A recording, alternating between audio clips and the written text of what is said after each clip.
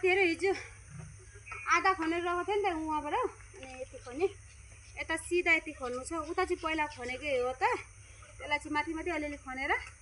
सब्जी छोडिदिन्छु तोरी साग छोडिदिन्छु अलिकति खानुहुन्छ नि त बोयल माटो चाहिँ नरमै छ साथीहरु त्यस्तो उयो छैन यहाँ किनभने मल भएको माटो हो नि त यहाँ गोबर फ्याँकी राख्छौँ नि त हामी उतै साथी माने चाम्रो थियो साथीहरु यो चाहिँ फेरि किचिकिचिक हुन्छ नि त माटोहरु ढिलो माटो हो क्या साथीहरु यता चाहिँ पुरै गोबर लगाएको थियौँ हामीले त्यही भएर अलिक नरम नरम छ 2 दिन जस्तो सुकाएर घाममा त्यहाँबाट कोपीको कठियाहरू लिएर लगाउनु पर्छ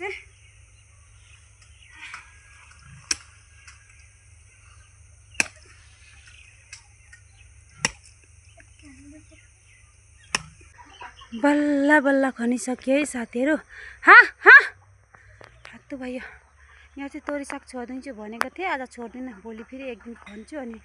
छोड्छु यसले खने थियो साथीहरु यसले खने चाहिँ एकदमै हुन्छ नि त भोलि फेरि खन्छु एकबार दिनभरिको घाममा सुक्छ नि त हैन एकदम लेस खालको छ माटो चाहिँ त्यही भएर आज लाउँदिनँ अनि यहाँ हेर्न सक्नुहुन्छ मेरो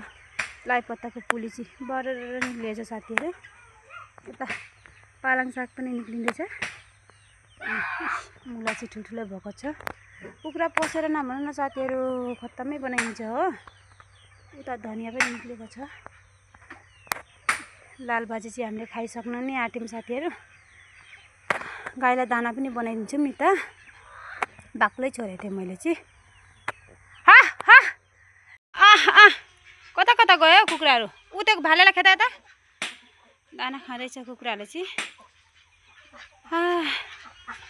कस्तो राम्रो लाग्छ भने नि साथीहरु शान्ति लाग्छ कुखुराहरू दाना दिँदा देख्नु पनि छुची यहाँबाट कुदाएर वहाँ पुग्छ हो हेर्न सक्नुहुन्छ खै हाँस यिनीहरूले चाहिँ हाँसलाई दानै खानु दिँदैन हो सक्नुहुन्छ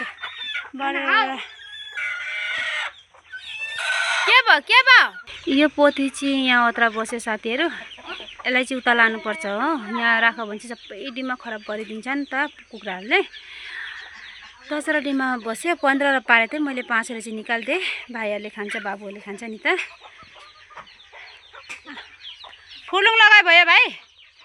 यो आमा छोरा दुईटा पनि आएछ ल त साथीहरु